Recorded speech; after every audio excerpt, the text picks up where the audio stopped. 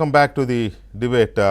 దయాకర్ గారు, ఈ ఎమ్మెల్యేలను ఫిరాయింపు చేసే ఈ ప్రహసనం ఏదుందో, ఓకే బీఆర్ఎస్ హయాంలో 10 ఏళ్లలో 64 మందిని ఏమో చేసినారు, ఓకే అదొక ఇదైతే నిజానికి అది అప్పుడే పుట్టలా, అంతకు ముందు పుట్టింది రాజశేఖర రెడ్డి గారు ఉన్నప్పుడు స్టార్ట్ అయిన వ్యవహారం ఇది.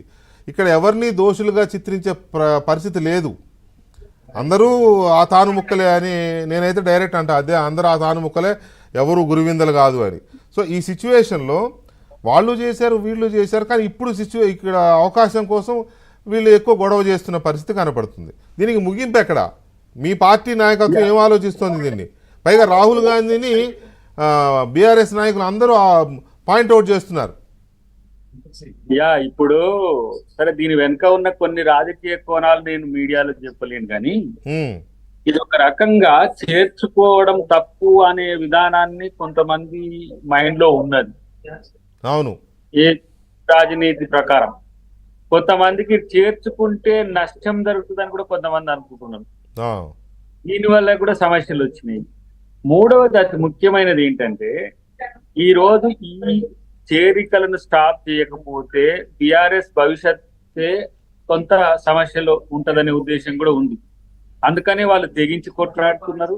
తెగించి కొట్లాడేది కూడా నా ఎక్స్పెక్టేషన్ సుమా, ఈయన పెద్ద ఆయనకు తెలిసి జరగట్లేదని నేను అనుకోను. ఎందుకంటే ఇంత జరుగుతుంటే ఆయన వారిస్తాడు. రెండో కోణం ఏంటంటే, మీరు చేర్చుకునేటప్పుడు ఇప్పుడు గతంలో కూడా బట్టి గారు హైకోర్టుకు పోయిండు, బట్టి గారు ఇక్కడ సుప్రీంకోర్టుకు పోయిండు, ఇద్దరు సంపత్ గారు వెంకటరెడ్డి గారు అప్పుడు కూడా సుప్రీంకోర్టు వరకు పోయినాం, కానీ మాకు ఎక్కడ న్యాయం జరగలే. ఇప్పుడు దీన్ని వీళ్ళు ఆపడానికి చేసే ప్రయత్నాన్ని నేను వ్యతిరేకించాను.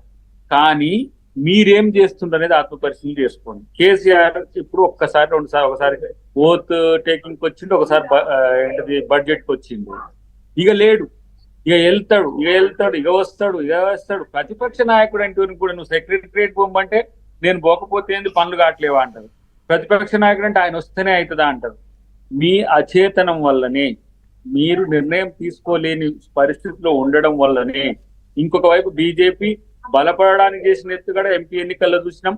ఇప్పుడు దీన్ని ఆపడం కూడా పూర్తిగా కాంగ్రెస్ పోతే మళ్ళీ మాకు నష్టం జరుగుతుందనే ఉద్దేశంతో కూడా బీజేపీ చూస్తూ ఉంటది దీన్ని. కాబట్టి దీంట్లో వివిధ రకాలైన రాజకీయ కోణాలు ఉన్నా, ఈ ఎపిసోడ్ విషయంలో మీరు ఎట్లా తీసుకుంటారు పిఎస్సీ అంటే, మరి మీరు ఎట్లా ఇచ్చిండ్రు మంత్రి, ఎందుకు ఇచ్చిండ్రు మంత్రి 2 సార్లు, ఒక్కసారి కాదుగా, ఎట్లా ఇచ్చిందని మీరు ఆత్మపరిశీలన చేసుకోండి. కాబట్టి ఇది మీరు అన్నట్టుగా గొంగట్లో కూర్చొని మనం వెంట్రుకలు ఏరినట్టు ఉంటుంది అనుకోవచ్చు, కానీ ఈ రోజు జరుగుతున్న సంఘటన మాత్రం తెలంగాణ సమాజము గర్వపడే విధంగా లేదు. అదేమైనా సరే వర్డ్స్ ఎవరి నుంచి ఎవరికి వచ్చినా, ఎవరి నుంచి ఎవరికి పోయినా, ఏం జరుగుతున్నా కూడా ఇది జరగాల్సింది కాదు. సగటు తెలంగాణ వాళ్ళమనే కాదు, రాజకీయాల్లో ఏమంటాము ఒక ఎథిక్స్ ఉండాలని కోరుకునే ప్రతి ఒక్కరు కూడా దీన్ని వ్యతిరేకిస్తారు. కానీ ఇదంతా కూడా రేవంత్ రెడ్డి గారికి ఇవ్వాలని, ఇదంతా కాంగ్రెస్ పార్టీకి సంబంధించింది అని, కాంగ్రెస్ పార్టీలో తప్పు చేస్తుందని ఇలా మీడియా, సోషల్ మీడియా, వీళ్ళకి పెట్టిన యూట్యూబర్లు దంచుతూనే ఉన్నారు, ఒకటే దంచుతున్నారు. మరి అప్పుడేటు పోయింది వీళ్ళంతా? అప్పుడు ఈ రాజనీతి కనపడలేదు. అబ్బా కాంగ్రెస్ పార్టీ మొత్తం పోయేటట్టుంది అన్నాడు ఒక పెద్ద ఆయన నాతో. ఇక గిట్లా పోతే కాదు, ఉసిరిగాయల మూట అన్నాడు ఒక ఆయన, ఆయనే వచ్చింది అక్కడికి. ఆడికి వస్తారు, ముందు వాళ్ళే ఉన్నారు, మేము లేని ఇంకా దయాకర్కు పదవి, ఎప్పుడు దయాకర్కి పదవుల కొరకు కొట్లాడేటోళ్ళం కాదు ఆయన. రేపు మళ్ళీ కాంగ్రెస్ పార్టీ నష్టపోయినా కూడా మళ్ళీ ఉండి కొట్లాడాల్సిన వాళ్ళం మేము. పదవుల కొరకు వచ్చేటోళ్ళు వస్తారు పోతారు, దాన్ని నేను అసలు ఆహ్వానించాను. నేను దాన్ని ఇప్పుడు బీఆర్ఎస్ నుంచి కాంగ్రెస్ కి వచ్చినా, కాంగ్రెస్ నుంచి బీఆర్ఎస్ పోయినా, బీజేపీ నుంచి ఇంకో పార్టీకి పోయినా, అసలు ఒక ఆలోచన విధానం అనేది ఎవరికైనా ఉంటుందా? అసలు ఎవరిని బాధ ఉందా? ఇప్పుడు ఏమున్నదంటే, నువ్వు దొంగ అంటే నువ్వు దొంగ, నువ్వు దొంగ అంటే నువ్వు దొంగ, అట్లా ఈ విధంగా చేస్తున్న పరిస్థితి. కాబట్టి ఇవాళ కొంచెం ఆత్మ పరిశీలన చేసుకోవాల్సిన అవసరం ఉన్నది. ఎవరైనా సరే ఫర్ దట్ మ్యాటర్ తెలుగు రాష్ట్రాల్లోనే కాదు, దేశంలో ఉన్న అన్ని రాజకీయ పార్టీలు ఆత్మపరిశీలన చేసుకోవాలి.